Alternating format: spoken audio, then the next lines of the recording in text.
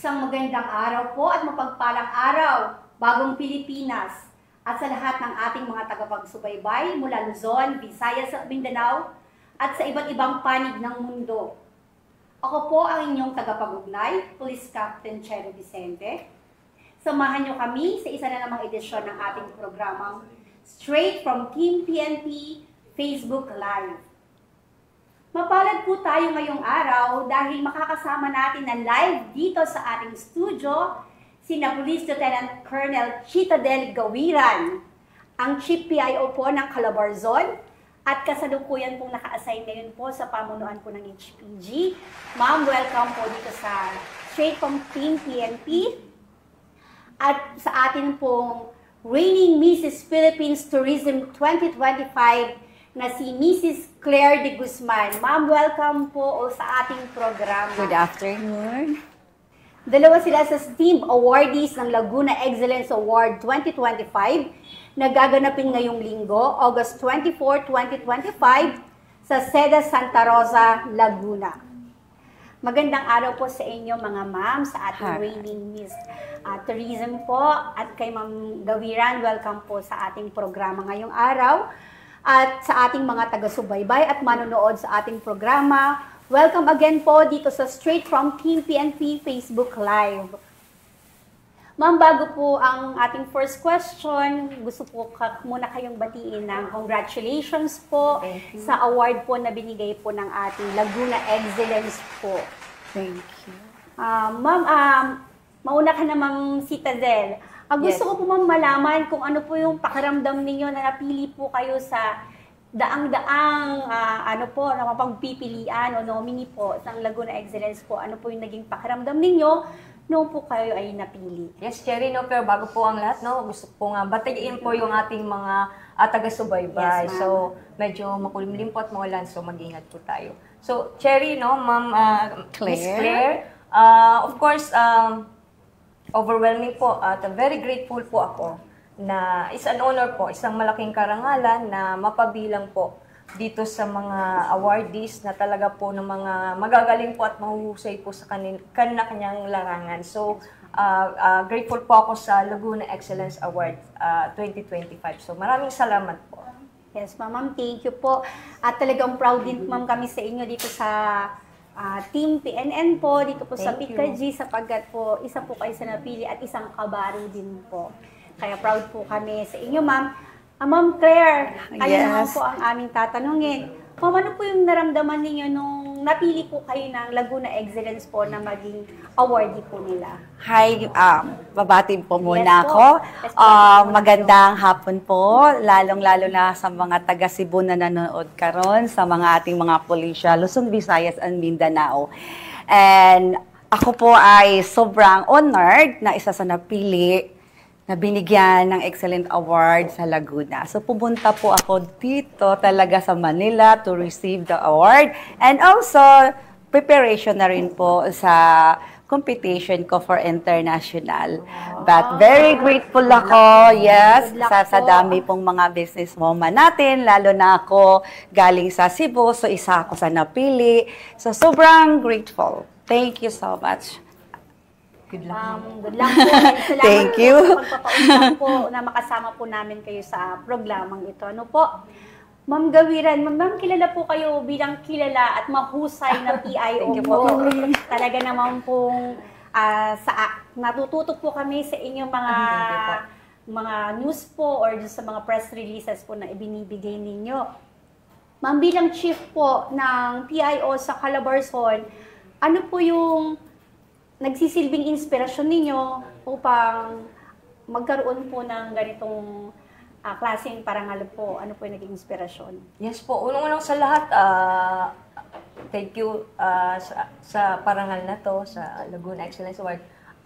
Di naman po natin maabot ito, no? Yung kung wala po yung tulong ng ating mga kasamahan. Yes, ma'am. Of course, nandyan po yung support po ng ating organization. So, very thankful po ako sa Pro4A na pinanggalingan ko po. Almost 13 years po ako na na-assign po ako dun sa Pro4A. At sa pagiging PIO naman, siguro mga kulang-kulang sa mga 8 to 9 years ako sa Pro4A. So, Syempre po, malaki po yung tulong sa akin ng mga superiors ko, mga ano natin, mga regional directors na pinagsilbihan natin for all those years. And syempre po sa magagaling na staff po natin sa R5, sa RPIO. So, kumbaga, hindi naman po akin lang itong award na ito, kundi po sa team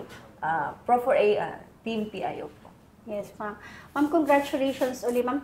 Naririnig po natin ngayon yung policy po ni Chief PN po yung quick response po ng 911 po. Ma'am, ano po yung insight po ninyo or ano po yung nagaganap po sa Calabarzon regarding po sa 911 natin? Opo. Immediately po, no, ang aming yung aming regional director ng Pro4A na si Police Brigadier General Jack L. Wangki, pina-implement po niya kagad.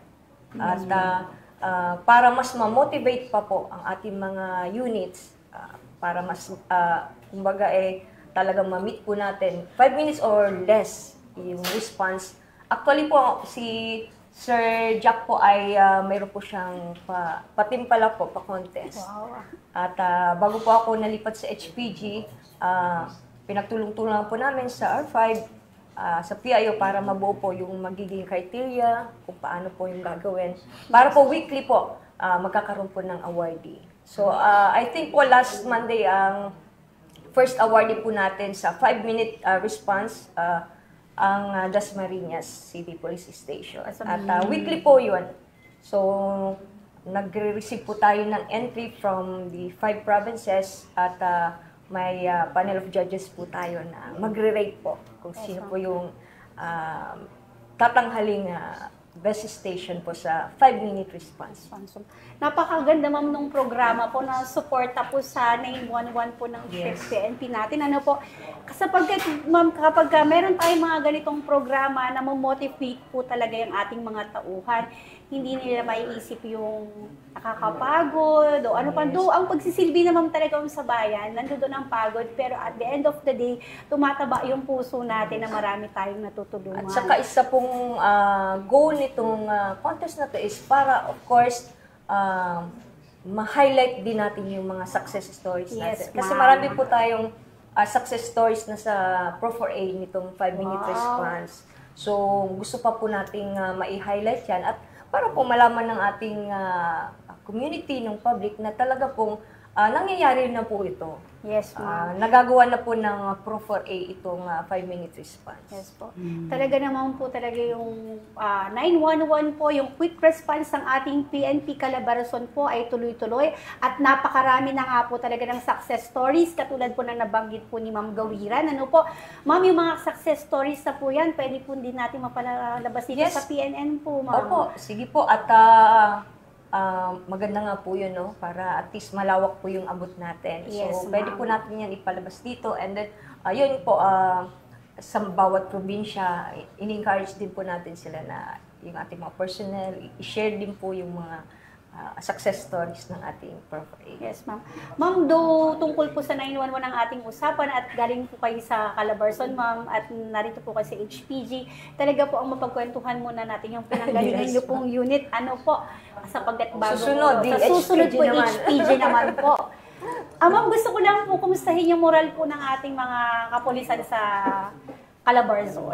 Mataas po ang moral at of course, ang ating pong mga PNP personnel sa Calabarzon ay talaga pong masasabi ko, hindi ako biased dahil magagaling po sila. Nandun po yung dedication, nandun po yung commitment. So, marami na pong dumaang regional director doon na during nandun po ako. Pero masasabi ko po na talagang yung pong Pro4A. Kay Sir Jack Wangki nga pala is ang pinapromote ni Sir at yung Kaizen na style of leadership. Yes, yung Kaizen, yung ibig sabihin, yung unti-unting pagbabago. Yes, unti-unti siya, but towards excellence. Yes po. Sabi Actually, nga po, one step at a time, Oo. ma'am. Ganun po. Hindi ka titigil na maabot mo yung excellence na yan. Yes po. Tayo-tayo pero maabot mo. So, ang tagline nga natin sa Prof. A, itong time ni Sir Jack is yung kami dito sa Prof. A, we are for excellence. Wow, talaga kumaga, naman po. magaling na, may mas igagaling pa. Saktong-sakto Tuloy-tuloy. po, ma'am, dun sa award niyo, ma'am. Excellence po, Laguna Excellence po. Kaya, ma'am, ano naman palagay niyo, ma'am, yung natatangi ninyong kontribusyon na napansin talaga ng Laguna Excellence? Ano po yung pwede niyo maibahagi? Actually, kasalanan ni Ethan to. Kaya dito ko yan.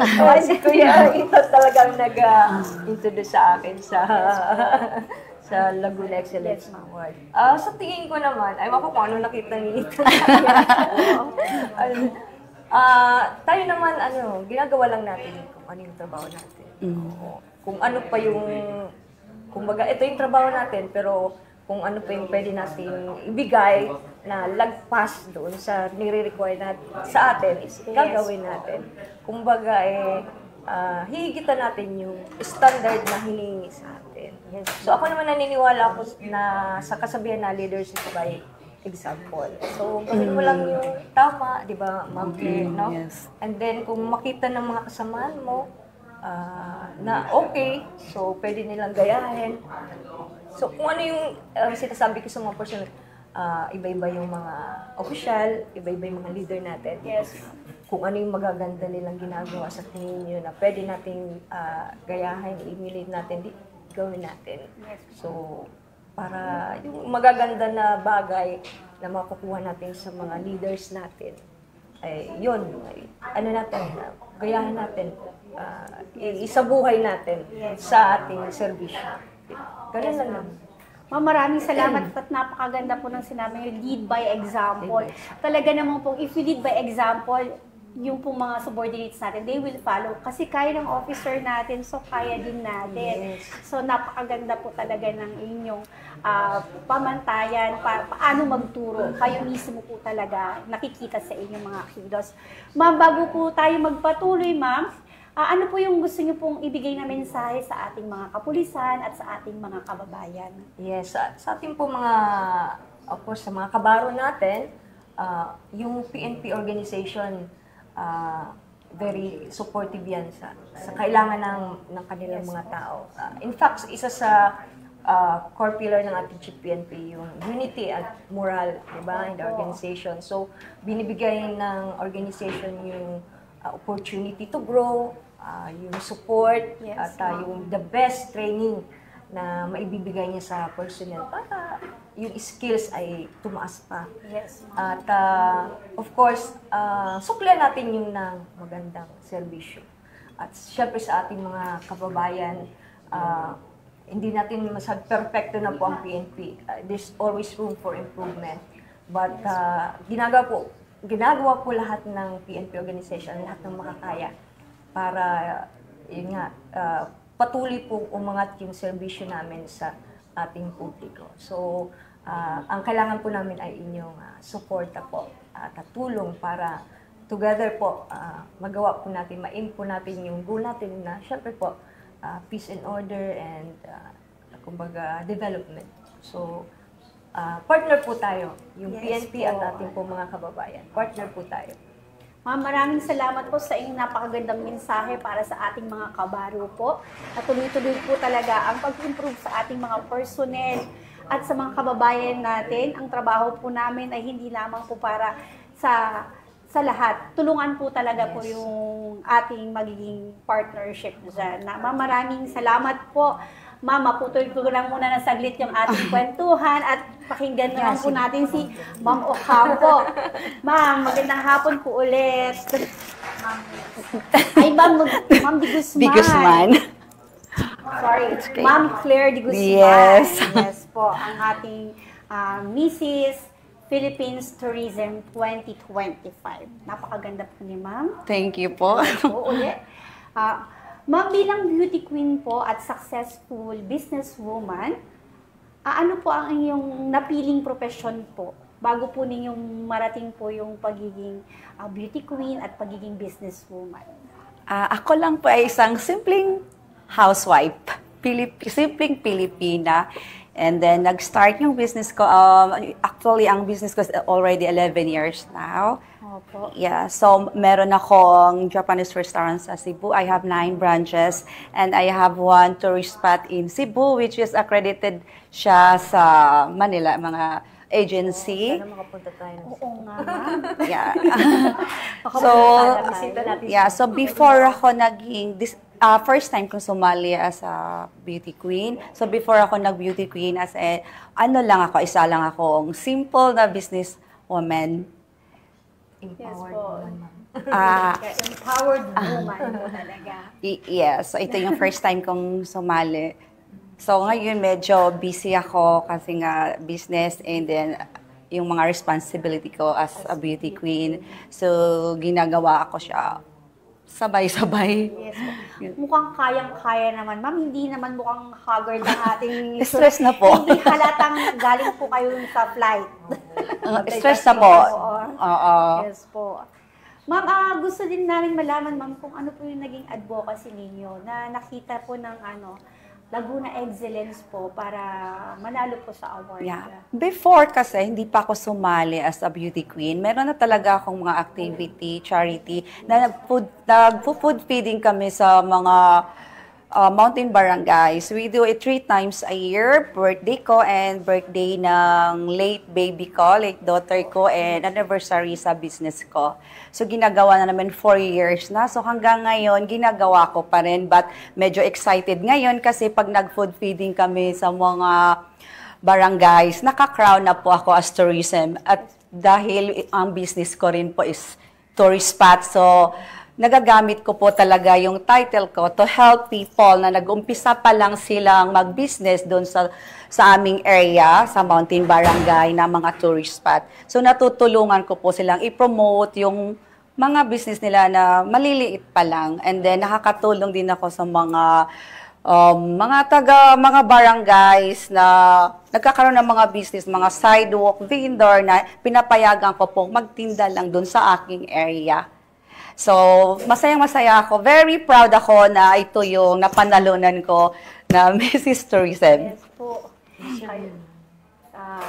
Bukod ma'am sa deserve ma'am ninyo, nakikita po ma'am namin advocacy po yung pagtulong po sa ating mga kababayan through small businesses po. Yes na po. uplift nyo po yung kanilang living po. Di po ba yung nagkakaroon sila ng livelihood? Yes, po? ang laki pong ng pinagbago nila kasi mga nagtatanim lang sila ng flower, mga magsasaka. Pero ngayon, meron na silang mga store in front sa aking area. So, masarap. Ano yun siya? Sarap sa feeling. Yes. Saka kung makikita mo sila. Yes, po. Yung parang pang-anniversary, parang pagpapasalamat po kay Lord, kaya tumutulong kayo, and yet binigyan po kayo ng grace ni Lord to help them po.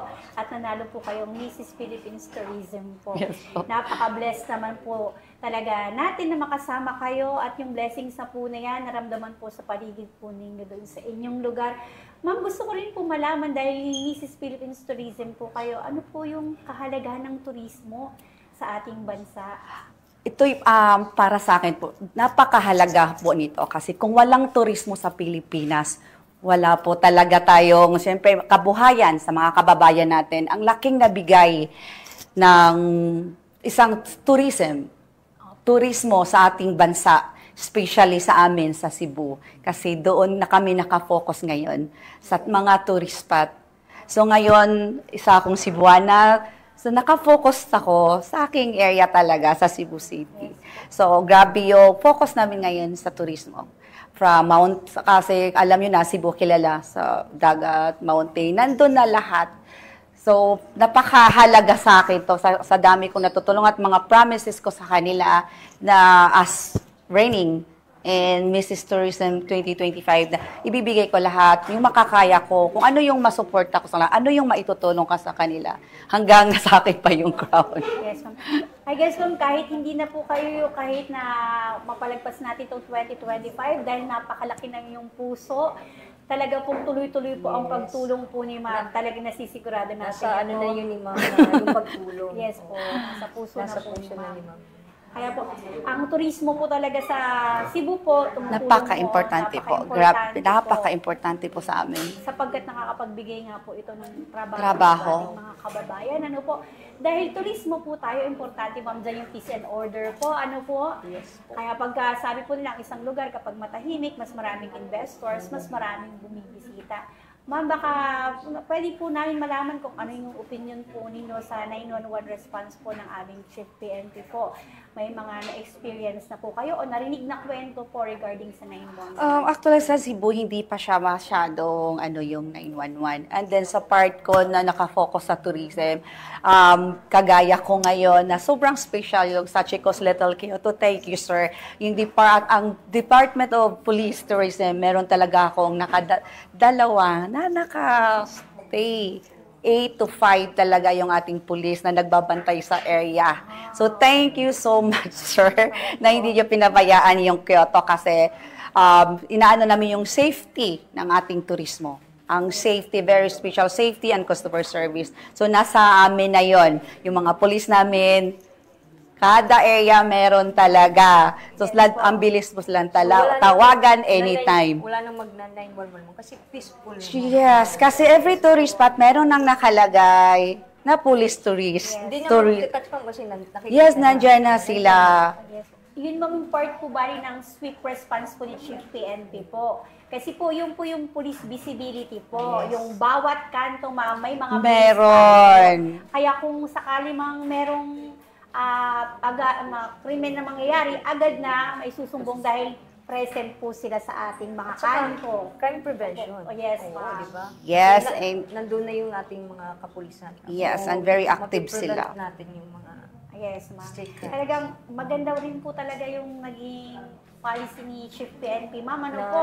yung- Bawat kanto. Oo, Yes. nandun sa kalsada yung ating Yes, mga- yes, tama po.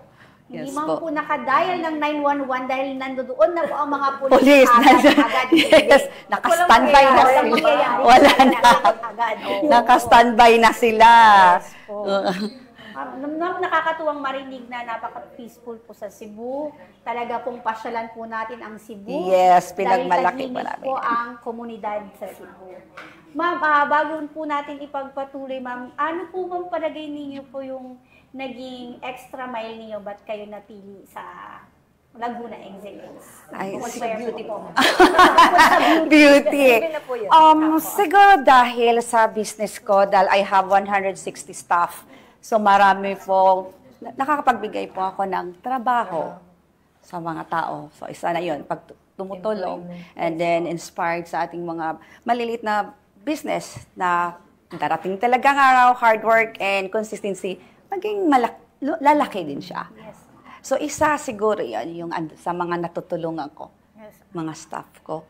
And of course, dun sa ko talaga, sa restaurant ko, kung ano yung food ko, kung ano yung ini-endorse namin na food. So yung consistency sa aming restaurant na for international siya, actually because Japanese restaurant siya and I am a Japanese chef.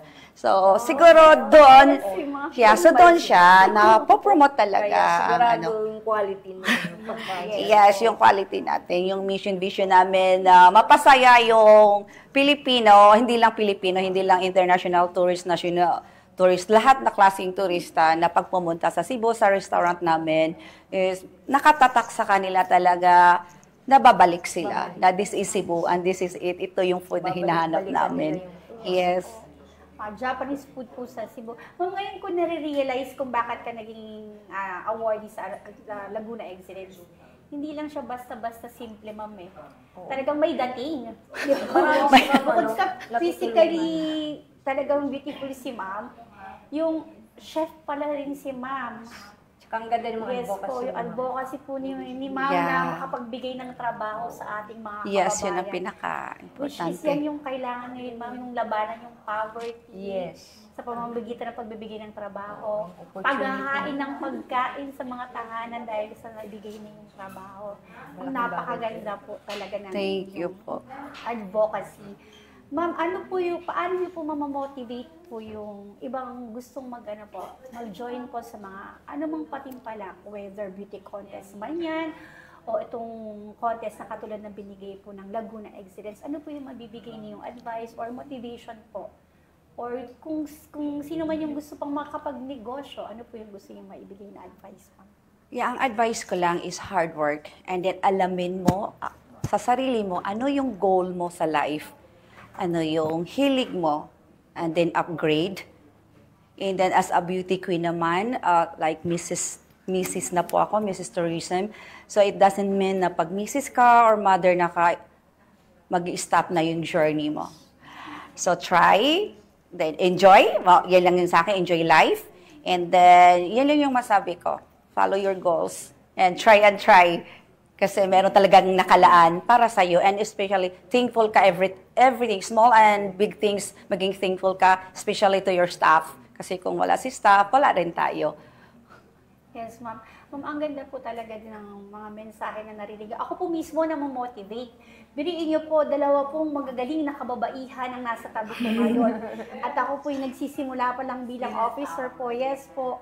Na talagang yung ang pagmamahal sa trabaho, yung pagsusukli po ba sa kabutihan na binibigay sa atin ng mga tao, siya yung nagpapataas sa atin. Katulad po halimbawa ni ma'am, talagang mini-mentor po talaga niya yung mga tauhan niya at ginagalang niya po kung ano po yung mga opinion po nila kasi po lead by example si ma'am. Si Ma'am Claire naman po, napakaganda po ng kanyang advocacy. Siya po ang tumutulong sa mga kababayan natin sa Cebu para makapagbigay ng trabaho. Which is talaga naman kung ako bilang bago pong kapitan po talaga, sarap isipin po na gusto ko po silang tularan. Talaga po, very inspiring po ang kanilang story.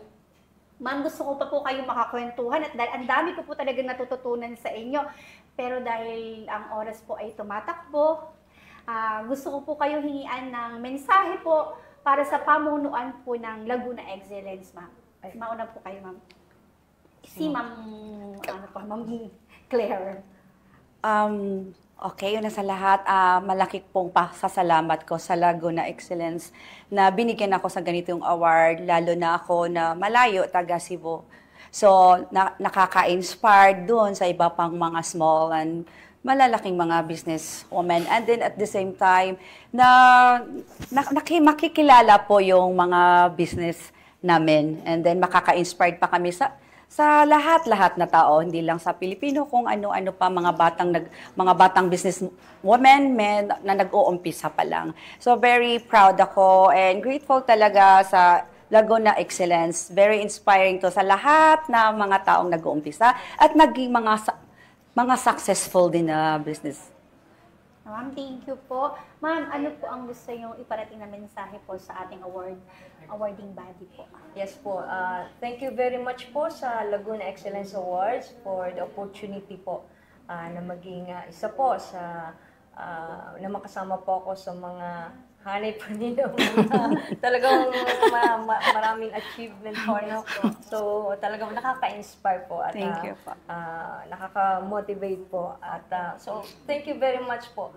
But of course, I would like also to take this opportunity na magpasalamat po sa Pro4A na family ko po. Yes. At of course, dito po sa bagong family ko na sa HPG, thank you for the warm welcome sa akin. At syempre po, thank you very much Laguna Excellence Awards at sana po marami pa po kayong mabigyan ng parangal. Mga kasamahan po natin, mga magagaling po sa kanya-kanya pong larangan para po mas marami pa po silang ma-inspire at ma-motivate. So thank you very much po. Yes, ma'am. Thank you very much, ma'am. Ma'am, baka may gusto po kayong i-advertise or i-announce, ma'am, sa HPG or dun po, ma'am, sa inyong negosyo po. So, nasa lahat, magpapasalamat ako sa Team PNN sa Laguna Excellence Award. And of course, sa mga staff ko na nasa Cebu nanonood ngayon, malapit na po akong umuwi dyan. And proudly announce ako na yes, may competition po ako sa Dubai on September 20. Nandun ako September 25 to October 4. So, sana supportahan niyo ako. I-represent ko po ang Philippine Tourism. Wow, ma'am, good luck Salamat po. Salamat sa lahat. Thank you very much. Ma'am, any Yes po. announcement? Thank you to HPG po sa pagtanggap po sa akin. Hopefully sa susunod, i-highlight naman natin yung mga ano ng HPG. Yes po. Ayan. At, thank you kay Ethan. Si Ethan. NUP Eton Bonifacio Concepcion. Si Ethan talaga ang nag-introduce sa akin sa Laguna Excellence Award at of course, isa kasi siya sa talagang awarded din. So, isa sa napakasipag at napakagaling na NUP na nakilala ko sa po, totoo PNP. po. So, congrats din sa iyo, Ethan. So, thank you very much po, of course, sa Proper A po at ngayon po sa HPG naman po. Thank you. Ma'am, maraming salamat po sa pagdalo po sa ating programang Straight from Team PNP Live po. Sa ating mga kababayan, maraming salamat po sa inyong pagtutok, sa inyong oras, at sa pagbibigay din po ma'am ng inspirasyon po sa atin. At salamat po sa pagkilala na ibinigay po ng Laguna Excellence Awards 2025 po. Sir Aris, thank you po. Bago po tayo magtapos, baka may nais ko po kayo i-promote bukod po kanina. Yun na po yan. Meron pa ako. I would like to inibitahan ko po lahat international and national tourists na bumisita ng Cebu. So, unahin niyo pong bisitahin ang Sachiko Little Kyoto, Inspire Japan. So, hindi niyo na kailangan ng ticket or visa. Pumunta lang kayo ng Cebu and i-search niyo Sachiko Little Kyoto. So, yun lang po. Salamat. Ma'am, salamat po sa invitation. Noted na yun, ma'am. Punta kami sa inyo. Punta po kami Cebu.